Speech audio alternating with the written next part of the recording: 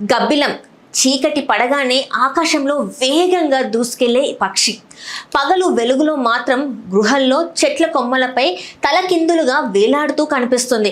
పక్షిలా ఎగురుతూనే పక్షి కాదనే విచిత్ర లక్షణం దీనికి ఉంది. వెన్నుముక కలిగిన ఏకైక ఎగిరే క్షీరధార గబ్బిలం ప్రకృతిలో ప్రత్యేక స్థానం సంపాదించుకుంది. అయితే చాలా మందిని ఆశ్చర్యానికి గురి చేసే ప్రశ్న ఒక్కటే, ఇవి ఎందుకు తలకిందులుగా వేలాడతాయి?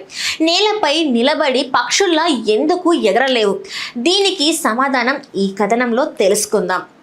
గబ్బిలాల శరీర నిర్మాణం ఈ ప్రశ్నకు సమాధానం ఇస్తుంది. వీటి కాళ్ళు చాలా సున్నితమైనవి.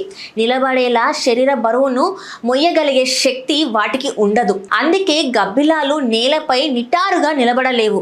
పక్షులు నేలపై నుంచి ఎగరాలంటే కాళ్ళతో నెట్టే బలం, రెక్కల బలం రెండూ ఉపయోగిస్తాయి. కానీ గబ్బిలాలకు ఆ అవకాశం లేదు. అందుకే ఇవి ఎత్తైన ప్రదేశాల్లో తలకిందులుగా వేలాడుతూ ఉంటాయి. అక్కడి నుంచి కిందకు జారుతూ రెక్కలు విప్పితే చాలు క్షణాల్లో గాల్లోకి దూసుకెళ్తాయి. ఇది వాటికి సహజమైన సురక్షితమైన టేక్ ఆఫ్ విధానం. తలకిందులుగా వేలాడటం వల్ల మరో లాభం కూడా ఉంది.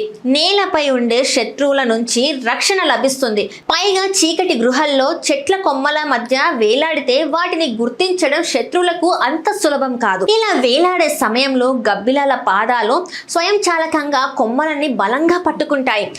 ప్రత్యేకంగా కండరాలకు శ్రమ లేకుండానే పట్టుబలం ఉండేలా వాటి పాదాల నిర్మాణం ఉంటుంది.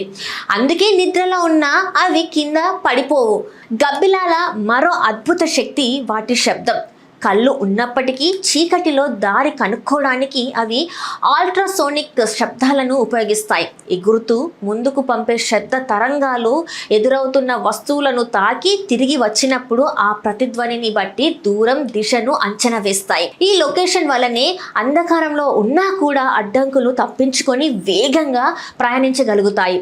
గబ్బిలాల ప్రపంచంలో మరికొన్ని ఆసక్తికరమైన విషయాలు కూడా ఉన్నాయి. గబ్బిలాల ముఖం నక్కను పోలి ఉండడంతో వాటిని ఎగిరే నక్కలు అని పిలుస్తారు.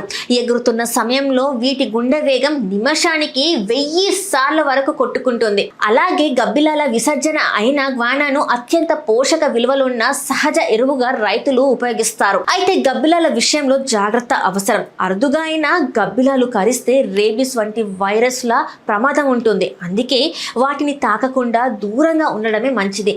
భయంకరంగా కనిపించిన ప్రకృతి సమతుల్యతలకు గబ్బిలాలు ఎంతో అవసరమైన జీవులు.